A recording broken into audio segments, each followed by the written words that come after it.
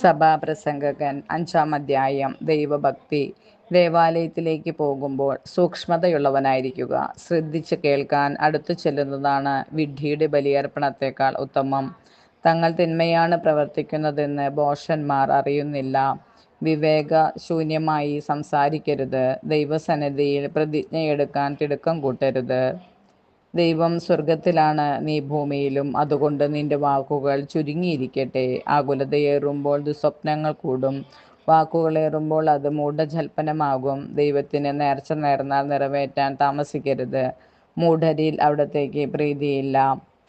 നേരുന്നത് നിറവേറ്റുക. നേർന്നിട്ട് നിറവേറ്റാത്തതിനേക്കാൾ ഭേദം നേരാതിരിക്കുന്നതാണ്. നിന്റെ അധരങ്ങൾ നിന്നെ പാപത്തിലേക്ക് നയിക്കാതിരിക്കട്ടെ. തെറ്റുപറ്റിയതാണെന്ന് ദൂതനോട് പറയാൻ ഇടവരുത്തരുത്. വാക്കുകളാൽ ദൈവത്തെ പ്രകോപിപ്പിക്കുകയും അങ്ങനെ നിന്റെ അധ്വാനഫലം നശിക്കാൻ ഇടയാക്കുകയും ചെയ്യുന്നത് എന്തിന്? സ്വപ്നങ്ങളേറുമ്പോൾ പൊള്ളവാക്കുകളും വർദ്ധിക്കുന്നു. അതുകൊണ്ട് ദൈവത്തെ ഭയപ്പെടുക. നമ്മുടെ കർത്താവായ യേശു മിശിഹായ്ക്കും സ്തുതി. സങ്കീർത്തനങ്ങൾ 57-ാം അധ്യായം. ദൈവത്തിൻ്റെ ചിറകിൻ കീഴിൽ എന്നോട് കൃപയുണ്ടാകണമേ. ദൈവമേ, എന്നോട് കൃപ തോന്നണമേ. അങ്ങയിലാണ് ഞാൻ അഭയം തേടുന്നത്. വിനാശത്തിൻ്റെ കൊടുങ്കാറ്റ് കടന്നു പോകുവോളം ഞാൻ അങ്ങയുടെ ചിറകിൻ്റെ കീഴിൽ ശരണം പ്രാപിക്കുന്നു. അത്യുന്നതനായ ദൈവത്തെ ഞാൻ വിളിച്ചപേക്ഷിക്കുന്നു. എനിക്ക് വേണ്ടി എല്ലാം ചെയ്തു തരുന്ന ദൈവത്തെ തന്നെ.